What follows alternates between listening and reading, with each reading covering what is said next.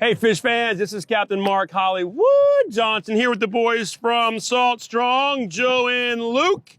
And we're in downtown Alamirada, getting ready to see if we can't catch a tarpon on the good old fashioned dead bait. So you see tarpon fishing springtime is a big deal in the Keys. We fish them live bait, dead bait, frozen bait, fly rod, jigs. You can catch them a lot of different ways. So live bait everybody likes, but everybody likes the dead bait too. So this time of year, fresh mullets, butterflied up, put on the bottom in a lot of these deeper channels around town, especially during the midday hours in the high sun time, is a great way to catch a tarpon. Now, not only do you catch a tarpon, when you got fresh bait on the bottom, you're liable to catch sawfish, which is a pretty cool creature if you've never seen one, Goliath grouper, different types of sharks, even a giant stingray. So when you're in the charter business and you're trying to get bites and catch different things, a lot of what we call sea monsters, fresh dead mullet on the bottom is one of the best baits to get it done.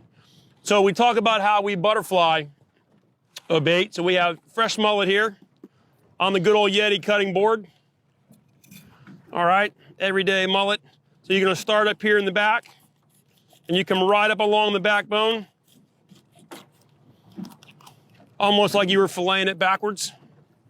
Sharp knife always comes in handy. This is a new blade from Gerber. Okay, so you see how I'm taking out this backbone and all the rows and stuff. So what that does for you here at what we call butterfly, you can see how nice and soft that is. It's fresh, it's oily, it's stinky, all the right things for fish to pick up the smell and the current, but taking that bone and tail out of the way makes a bait of that size much easier to eat for your predator. So in comes the 8/0 circle hook by owner, inline circle hook, 100-pound Andy leader, ounce lead, and you take this bait here and you hook it up both lips up through the middle of the head. You want the hook in the bone so that it helps stays on like that. So this bait is gonna lay on this bottom. It's gonna smell, it's gonna stink, it's gonna do its thing, and as this tide is pushing, it takes this smell and it broadcasts all over this area. So all of your creatures, predators, big fish, like I say, tarpons, groupers, sharks, stingrays, sawfish, even a big jack crevalle, even a big barracuda, they all can't wait to eat a bait like that. And we're out here in 10 feet of water, downtown Alamirada, what we call a butterflied mullet on a knocker rig, if you will. And stay tuned, let's see what we catch. So when you go to cast this big bait out, remember, you can't go whipping this like the old Slam Shady. So you're gonna lob this cast, downwind, down current, you're gonna get it to the bottom, and you're gonna fish it with what we call the reel locked up. So it will not be in free spool, it will be bail closed, and it'll be drag set and ready for the bite. When you fish the big circle hook, there's no hook set. You leave the rod in the rod holder. When you get the bite, it's gonna come tight and you're gonna know. So you don't need to hold it and you don't need to waffle the big bass hook set on it, okay? So remember, drag's locked up, bail closed, in the rod holder, let the rod holder do the work. We call it fishing with Rodney. All right, so now we're gonna cast this big giant bait, and like I said, you can't go whipping it like the big Slam Shady. So it's an underhand lob, nice and easy, and you let it go. As soon as it hits the water, you stop that line and give it a chance to sink to the bottom. You're gonna fish it on a tight line. You don't want any slack in there. Set your drag. We're gonna be probably around 9, maybe 10 pounds on the 30, okay? Line's tight, bait's on the bottom. In the rod holder it goes. When this gets bit, there's no nibbles in big fish world, okay? This gets bit, even Joe's gonna know. All right, so stay tuned. Let's see if we get a bite. Hey, so while we're sitting here soaking our dead baits on the bottom, to increase our chances of getting bite, we're gonna add a live one with a cork, and we're gonna put it out behind the dead baits. And the reason for the cork is to keep that bait where we can always see it, and just to make sure that it doesn't get tangled among our dead bait that are on the bottom, okay? We're in 10, 11 feet of water, so I can get away with 2 fresh dead baits on the bottom, fresh live mullet going out, a little cork to keep him honest and up high, and that's just gonna put one more bait in the water for us to help us get a bite today. That way he doesn't swim down to the bottom and get tangled. There's your nurse shark. Eat it.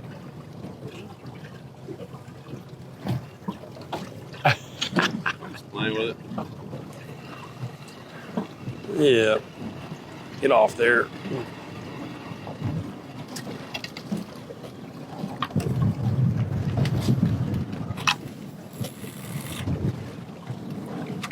Hey, all right, Luke, you're hooked up. Let's see what creature you got. I don't think it's our tarpon, but it ate the fresh dead bait. We're gonna find out.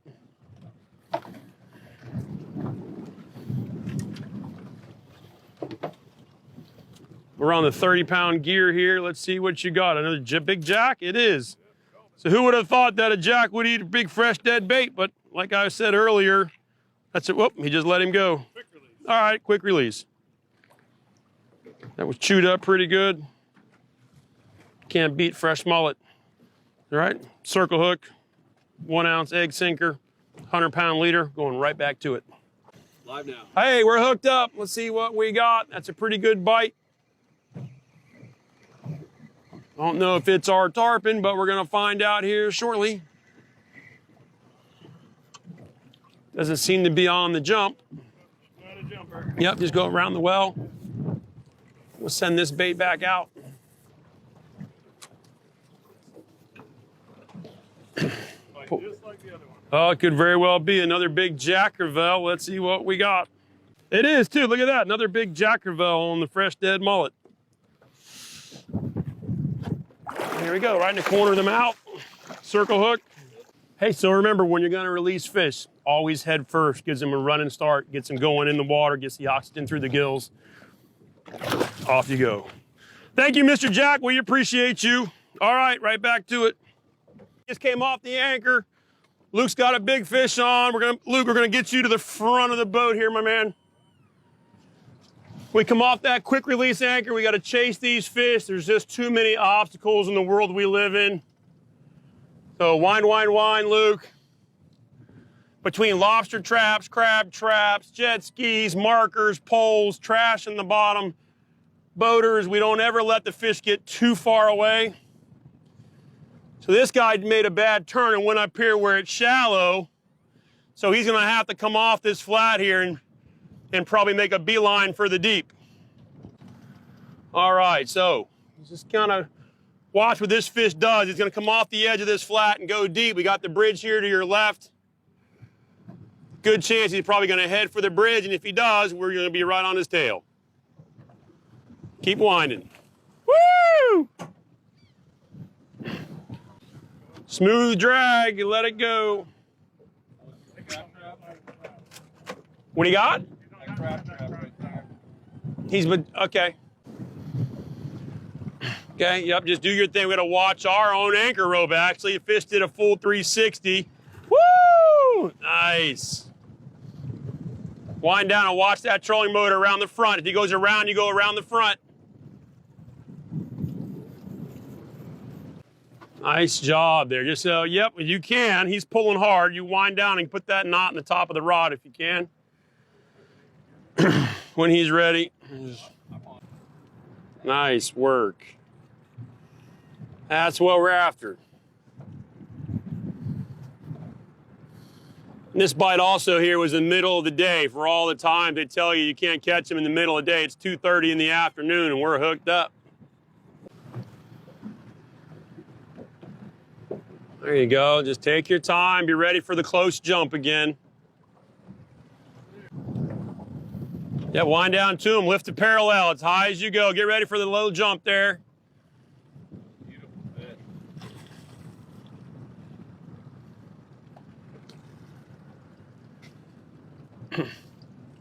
They fight so hard. They get that head turned down. That tarpon is amazing.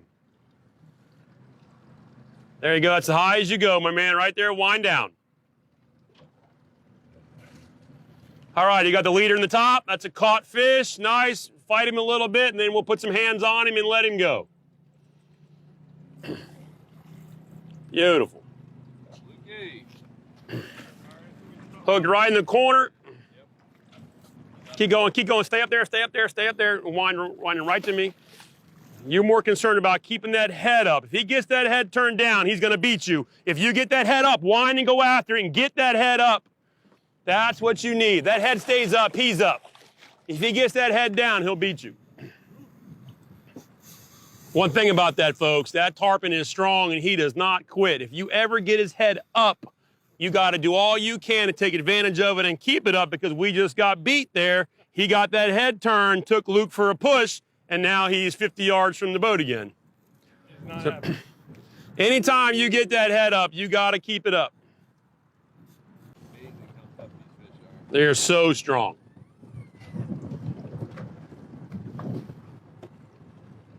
Wind down and lift up. As high as you need to go. Beautiful. Wind down, get that head up. Go all the way to him. Wind all the way down and lift. Right there, stop. That's as high as you go. Couple cranks and go down. So wind down to it. The rod should never break parallel when you're straight up and down on a fish. Wind down. Wind down from there. Just a couple turns is all you want. Keep going, keep going. Wind all the way to him. Keep the head up. Right there, nice. Just let him unwrap. And if he goes under, you go around the front. Go around the front, all the way around. Reach. Beautiful. Nice move. There you go. Head up. Keep it up. Okay, now if you can, walk him around the other side because the wind's blowing us away. But if not, nice. Feel him pull that boat around?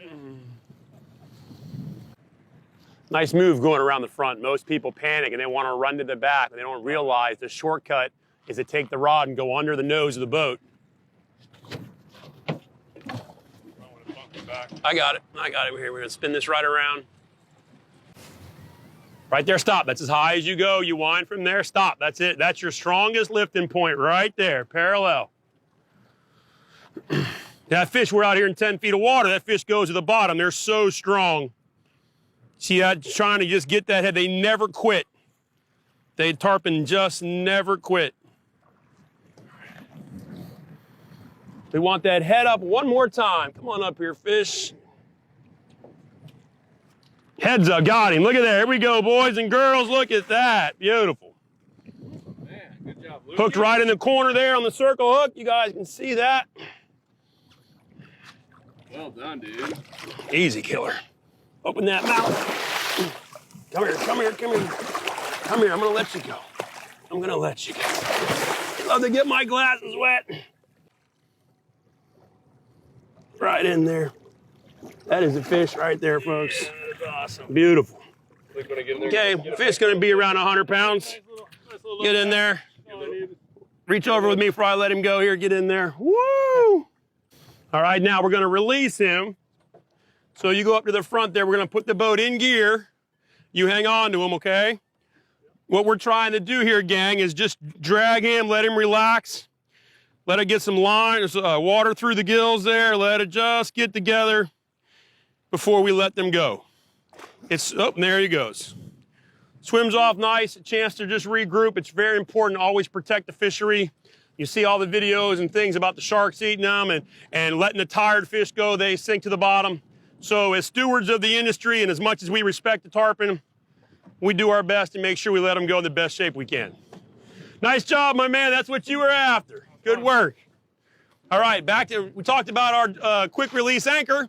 It's a quarter of a mile from here, and we're headed that way to go get it and set right back up and do it again. So here we are, like we talked about today, downtown Islamorada, dead bait fishing for tarpon, live bait fishing for tarpon. If you have any questions on how to tarpon fish around town, how to use those baits, you can always reach us on saltstrong.com and FloridaKeysFunFishing.com. Captain Hollywood here for you, and go fish. And if you're new to